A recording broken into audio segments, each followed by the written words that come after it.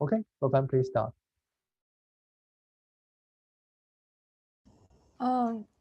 Good afternoon, everyone. Today I'll present this paper called Scalable Active Learning for Object Detection.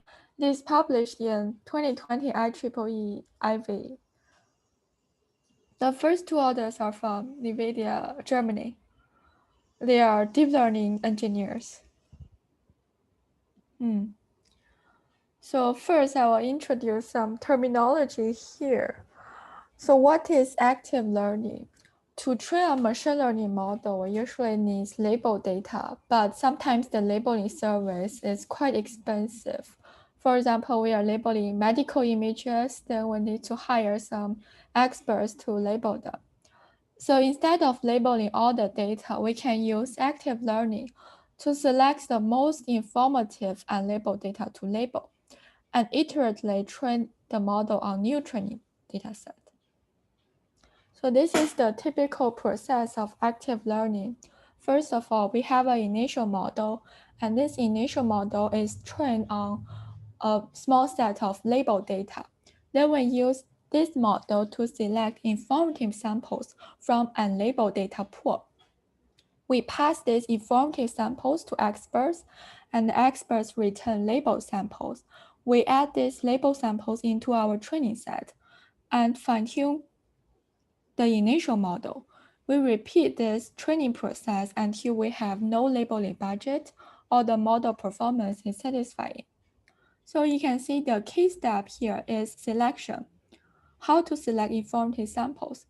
Designing a good selection scheme is the key in active learning.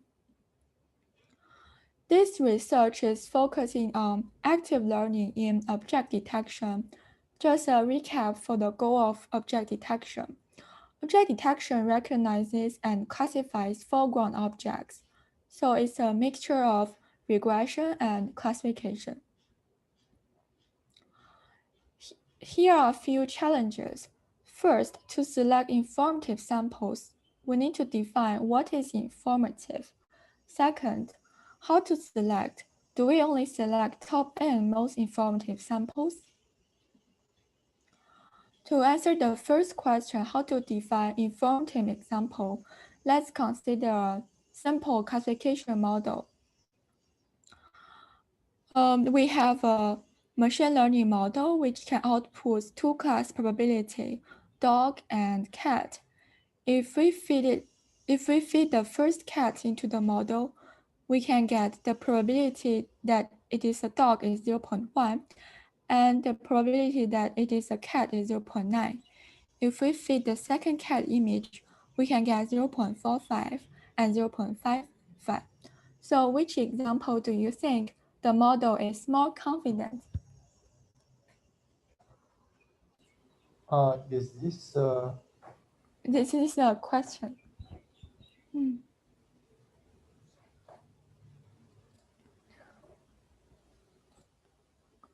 okay? So in this case, it's quite a simple questions. How about Yihao?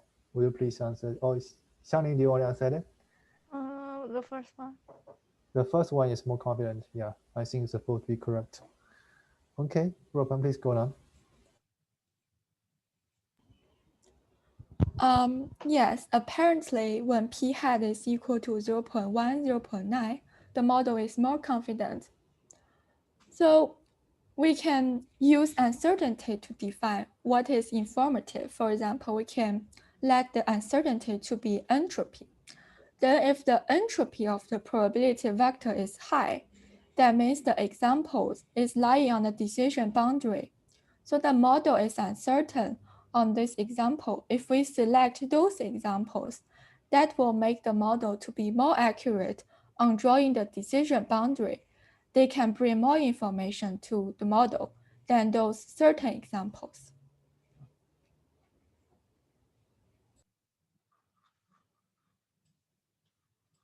Hello.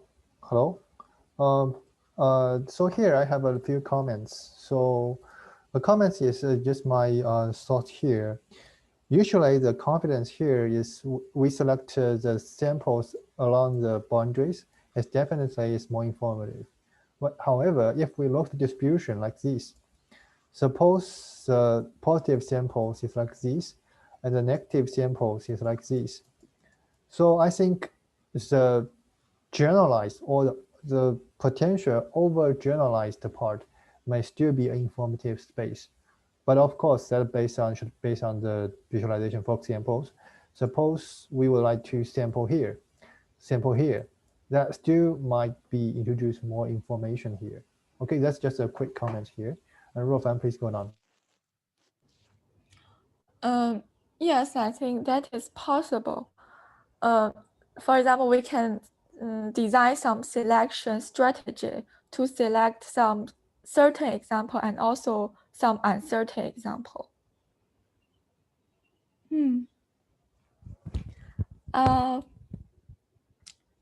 So in this paper, they have different scoring functions to quantify uncertainty aside from entropy. In this paper, it explores 4 kinds of scoring functions. The first one is entropy, and second one, mutual information, also gradient of output layer, and also bounding boxes with confidence. So for the first one, because object detector also has a classification part, that's why it can use the entropy defined for classification model. For one-stage detector, the final output is some width times height times 5 plus C feature map. The 5 here is the box coordinates plus an objectivity score. Objectivity score is the probability that there is an object. And the C is that because we have C classes, so there are C class probabilities. And each probability is actually a conditional probability, conditioning on there is already an object. So if we times objectivity score with the class probability, we can get the joint probability. That is the predicted probability that the corresponding patch has an object of class CG. So in total, if we collect P objectives times all class probability, we can collect K probability heat maps.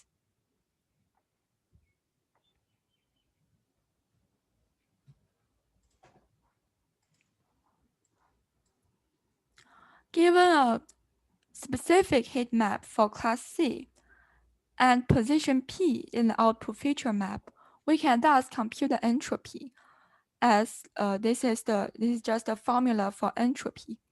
If the entropy is large, that means at that position, the probability of C is close to 0.5. So the model is uncertain at this position.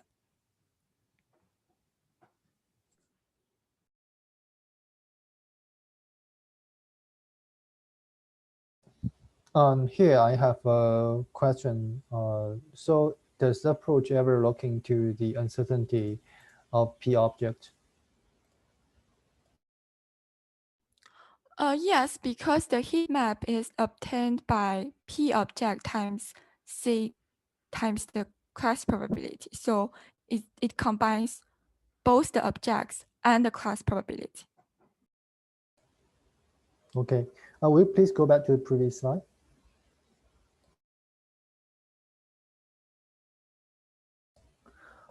So here, P object is only a regression problem, right? It is only a regression problems. So it does not have entropy here.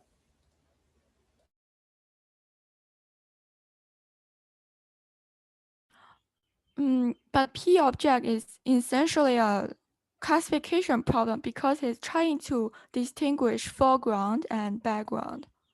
So because it's only the box coordinates are the regression problem. Okay, please go on. But because for each class, each position, we have an entropy score. So we need to aggregate a single score for one image. We can use maximum to aggregate or average to aggregate. Maximum just means we take the maximum of entropy over all positions and over all classes. And average is something similar, that we take the mean instead of max. So a question here is that, can you think of some disadvantage of using maximum aggregation over average aggregation? Okay. Xiangling, would you have to try?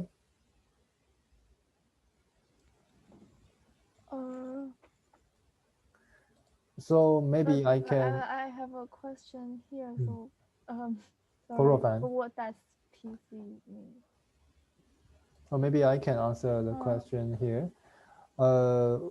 PC is actually the probability of is this, I think it's the probability of class C, right? It's actually so here given the object detection algorithms, so for each grade it will divide the screenshot into a lot of grade. For each grade, it will have a probability of p object. P object means that how likely this grade has an object, and also they have PC. PC means that I think PC means that the PC usually is actually a vector. It indicates it could be C1, C2, and Cn. But Yeah. in her slides, it shows this is a binary case. PC is a binary. PC. One minus PC. Um. Why less? Otherwise, it should be. PC is the probability. PC, sorry, the PC is supposed to be the probability of the predicted class. Or Ruofan, maybe you can comment here. A PC is calculated only for class C, so we treat it as a we can treat it as a binary classification. There are only two classes, class C or non-class C.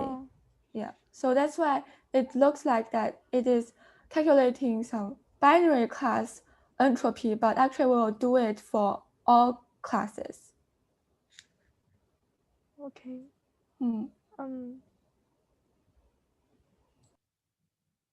Can I see the next slide?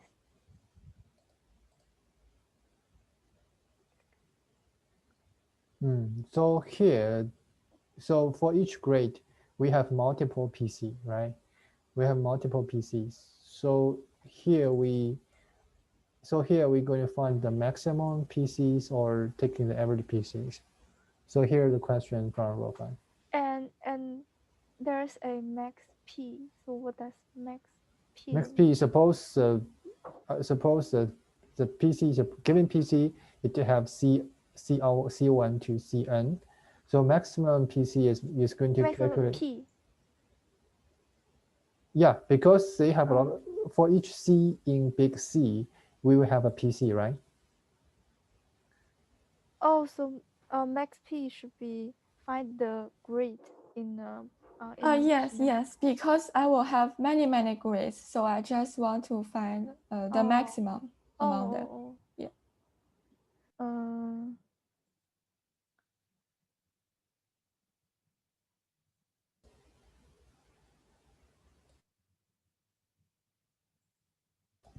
Ruofan, maybe you can give the answer. Oh, okay. So, because if we take the maximum, then we are only looking at the maximum position. That means it is affected by outlier. So suppose in an image, there is only one grid that has a very high entropy. Then if we use the maximum, the score will think that this image is of high uncertainty.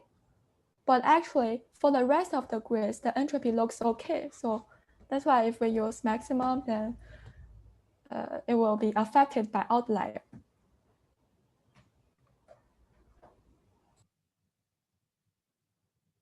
So from your point, so in practice, do you think maximum and the minimum, which one you would prefer, the maximum or the average? I think it's the average. Yeah. Okay, I agree. Please go on.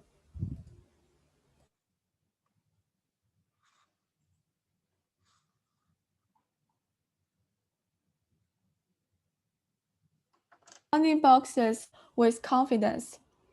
Bounding box with confidence also use entropy, but it only considers positions. It only considers degrees where there are bounding boxes reported. For example, if there are only 2 grids have bounding boxes reported, then entropy is calculated and aggregated only from these 2 positions. And the third scoring function is called mutual information. This score is calculated when we have ensemble of E object detectors. If the model is certain about an example, then all the E models will agree. Mutual information just measures the disagreement of E models. So each member of the example will output the probability heat map. Then we compute the average probability over all ensemble members for each position P and class C. Then we take the entropy of average minus the average entropy as mutual information at position P and class C. If all the model agree, then every individual PCE will be the same. So if we take the average is equal to every individual. Then entropy of average is equal to the average entropy. A large mutual information implies that there is a large disagreement among all the ensemble members. So the model is uncertain on this example. Similarly, scores are aggregated by min or max over all positions and all classes. The last scoring function is called gradient of output layer. This scoring function makes an assumption that if the model is certain on an example, then further training will not update its prediction. That is, the gradient is small.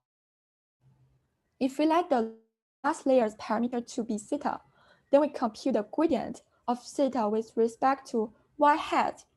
So here, a better measure is we take the gradient with respect to ground truth y. But since we don't know ground truth, so y hat is the function of y hat here is a proxy for ground truth. Then we take the L2 norm of partial y hat divided by partial theta. That will describe the magnitude of gradient. If the magnitude is high, that means the model is uncertain. If the magnitude is small, that means the model is quite certain already. Then each member of ensemble will produce a different L2 norm of the gradient vectors. The scores are aggregated by min or max. So here is just a summary. We have entropy, bounding boxes with confidence, mutual information, and gradient of output layer. So now we have ways to measure uncertainty. Our next question to us is how to select informative samples. Can we directly select top-n samples with the highest uncertainty? The answer is yes, but there's a potential problem is that if we only select top-n, we may select 2 similar images or duplicate image. Then that will waste labeling budget. So we need more diverse selection apart from selecting only uncertain examples. First, to quantify how 2 images are similar, we can compute the cosine similarity or Euclidean distance between 2 images embeddings. This embeddings is obtained from part of the model or a separate model. For example, we take the gap layer and compute the similarity. If we have n example, then we can get an n by n similarity matrix. In this paper, it explores 3 selection strategies: k-means plus, coarse set, and sparse sampling. K-means, this is the algorithm for k-means plus. The first step is that they randomly select one sample from the available data X, and we denote it as the first centroid C0 and add it to the capital C. C is the centroid set. Then for each data point X that is outside the centroid set, we compute its distance to the nearest centroid. After that, we add a new centroid Ci to capital C by randomly choosing X according to a probability distribution proportional to its distance and uncertainty score S. The probability distribution is Sx times d min x normalized by the sum. So we can look at this numerator. Numerator is Sx times dx. When Sx is high, it has high probability of chosen. In other words, when this example is of high uncertainty, then the probability of chosen is high. On the other hand, if the point have very high distance from the available centroid set, then it also has high likelihood of being chosen. So we repeat step 2 and step 3 until n centroids are samples, and we choose these n centroids as our selected samples. To summarize, k-means plus tend to choose uncertain and also dissimilar samples.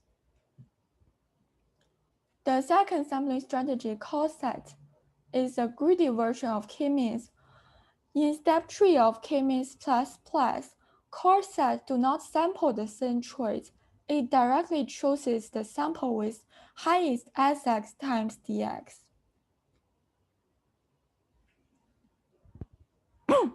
The last sampling strategy is called sparse sampling. For sparse sampling,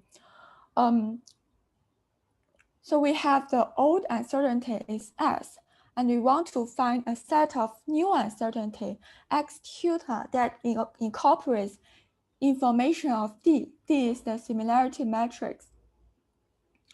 So sparse modeling introduced this optimization problem, solving X theta, which minimizes the L2 distance between dx and S, subject to the constraint that the L0 norm of X is n. X0 norm of X is n means that there are only n non-zero uncertainties, and those n samples are chosen. This formulation actually encourages samples with high similarity or not selected at the same time. For example, if we take the first element from dx and s, in the best case of minimization, it is d11 times x1 plus up to d1k times xk minus s1 is equal to 0. Then we move s1 to the right-hand side of the equation. We can get d11 times x1 up to d1k times xk is equal to s1. And because d11 is 1, it is just the similarity of the first example with respect to itself. So the equation becomes x1 plus d12 times x2 up to d1k times xk is equal to s1. If one of the d1j where j is not 1 is large, that means the j's example is similar to the first example. To have the whole sum still equal to the original uncertainty score S1, the corresponding xj need to be small. So there's a trade-off between d and x. So samples that are similar to 1 are not selected. That's why this formulation encourages samples with high similarity are not selected at the same time.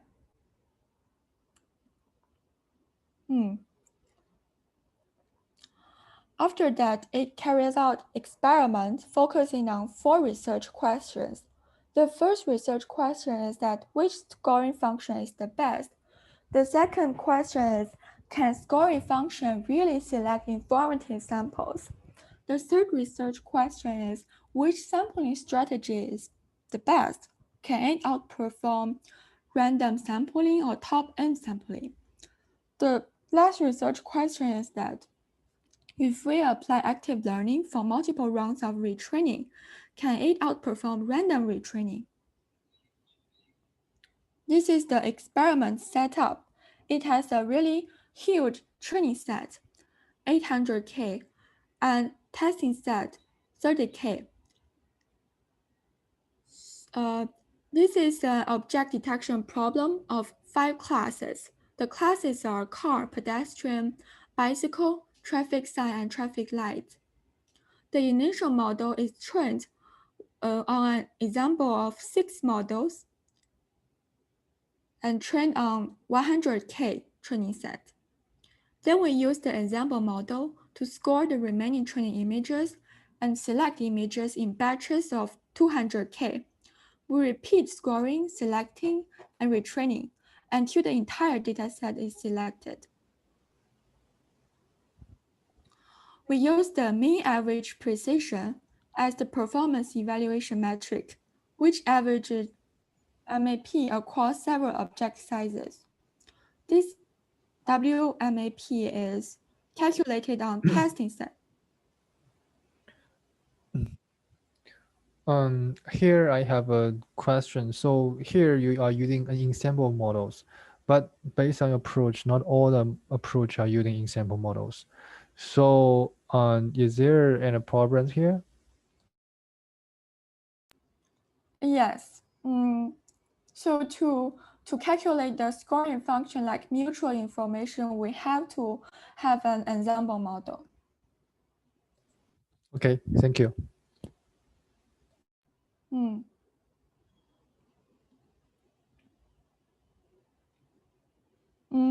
So this is the experiment result for research question 1. Which scoring function is the best? You can see there are several rules here. The first rule is just random sampling without any scoring function.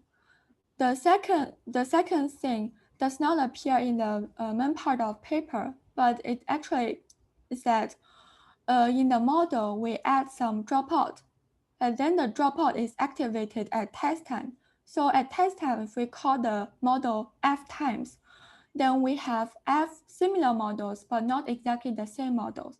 So we will have F ensemble models. Then we use these F ensemble models with different dropout to compute the mutual information. Entropy, and this is entropy, and this is gradient of output layer. This is bounding boxes with confidence, mutual information, and they also try different aggregation method, maximum or average. This is the WMAP on testing set, and they also evaluate the number of boxes to label because it quantifies what is the labeling effort. So based on this approach, it seems that the bounding box. So will you please go? Okay. So the depth entropy is the best, have the best performance, right? So any explanation for this phenomena?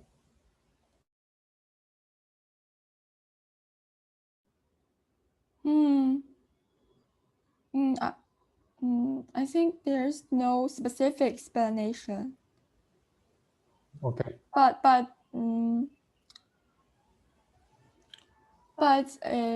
it says that if we take the labeling cost into account, then the bounding box with confidence is not the best. Maybe mutual information using maximum aggregation seems to provide the best trade-off. That's fine.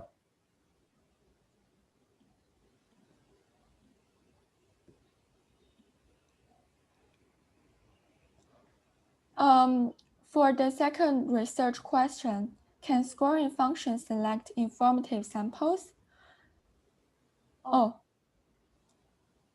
So when they are evaluating research question 1, they just retrain for one batch of selection. For research question 2, they also retrain for only one batch of selection. So here we can see that if we select top-end images according to the scoring function, it clearly outperforms selecting the bottom end. Bottom end means the most certain examples. So that shows that scoring functions can improve the model. As for research question 3, which sampling strategy is the best? We compare random sampling, top-end sampling, k-means plus sparse modeling, and coarse set approach. Here they use different models to compute the embedding to calculate the similarity between examples. And they also experiment on different similarity metrics, either using cosine or Euclidean. The best performance is obtained when I use coarse set. It can improve 0.95% from top-end sampling and improve 1.5% from random sampling. The last research question is that if we apply active learning for multiple rounds until all the training images are same by the model, can it outperform random retraining? We can see that with active learning, that is the red boxes here, it is better than without active learning, which are the green boxes.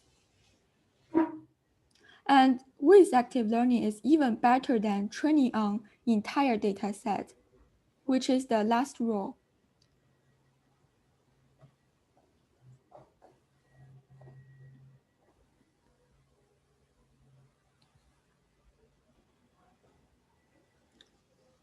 Surprisingly, sampling on both unlabeled and labeled dataset is better than sampling on only unlabeled data.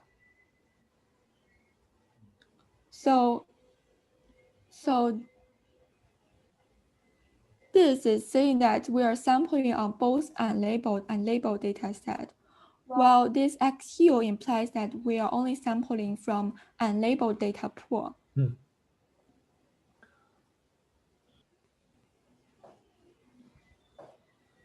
So the conclusion here is that for the scoring function, mutual information using maximum aggregate seems to provide the best trade-off, and the best sampling strategy is coarse set with cosine similarity. It is suggested that when we use active learning, we should select both labeled data plus unlabeled data. I also did some literature review on some related work. There are some other possible scoring functions for object detection. In the first work is from CVPR 2018.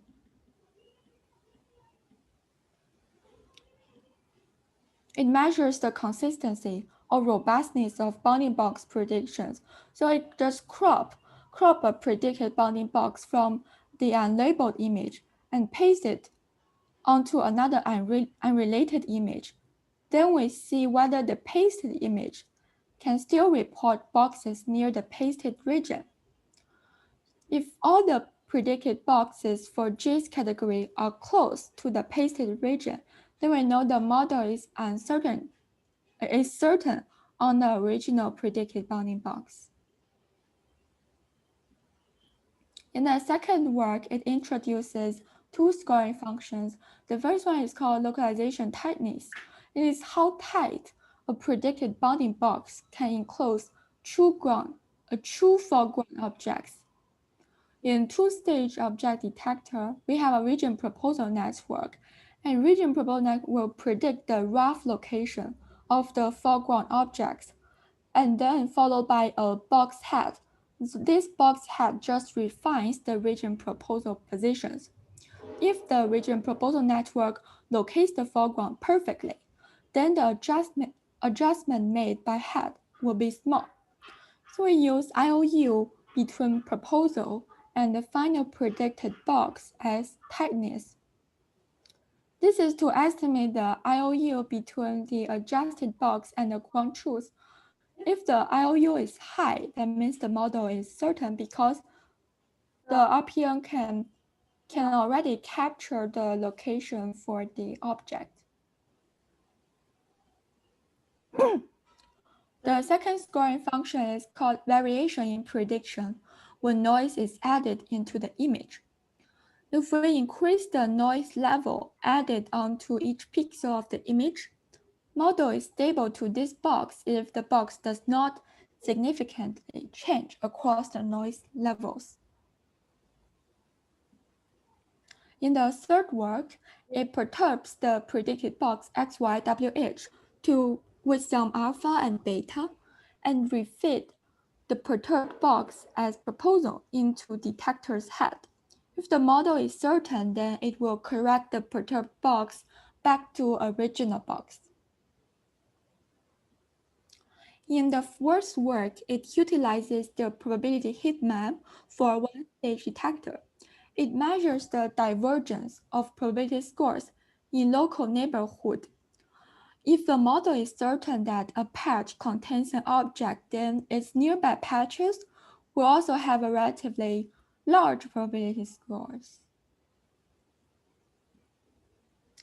So the takeaway here is that there are some commonly adopted ideas in defining informativeness for object detection. First, we can use uncertainty in the classification part of object detector. For example, we look at whether the classification probability is near 0.5, that is near the decision boundary, or we look at the classification entropy, whether the entropy is high. For the regressive part, we can look at the consistency in predictions, whether the ensemble models agree, whether it is robust to perturbations. A third point is that we can also look at gradient in predictions. That is, we can look at the gradient magnitude for the last layer. Also, I observed that some of the methods are only defined for single-stage detector. For example, the probability heat map, because in two-stage detector, after the RPN, the proposal will be cropped from the original feature map, so we won't have a complete probability heat map. On the other hand, some of the methods are only for two-stage detector. For example, we perturb the region proposals, whereas in single-stage detector, we do not have the proposal definition. Okay, yeah, that's all. Thank you. Thanks, Ruofan. Will you please go back to the takeaway web page? And I have a few. So the question. So I still have some puzzle questions here. You mentioned all of the measurements are based on the entropy, almost based on entropy or disagreement, right? So the entropy and disagreement here, I think the mutual model makes sense, but sometimes it is too luxury or too expensive a solution. It means that we need to provide multiple models to do the object detection task. Once we have multiple models, it means that we have to train multiple solutions, too expensive. So despite they have the best performance, and personally, I would still prefer to use the single model based solutions. And as for the single based model solutions, let's go back to here the P object and PC. And will please give me a white space. Give me a white space here. So for PCs.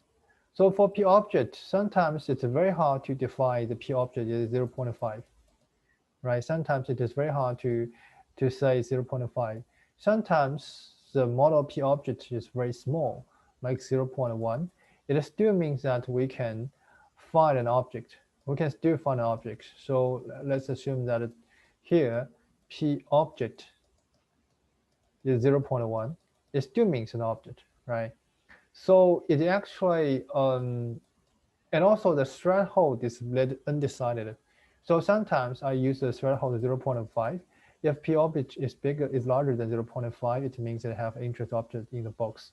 Or sometimes the value or the threshold can be 0.3. It means that in certain data set, the value, as long as it is larger than 0.3, it contains object. So giving this value is not a, giving this P object is actually a regression problem instead of classification problems. So any comments on these problems?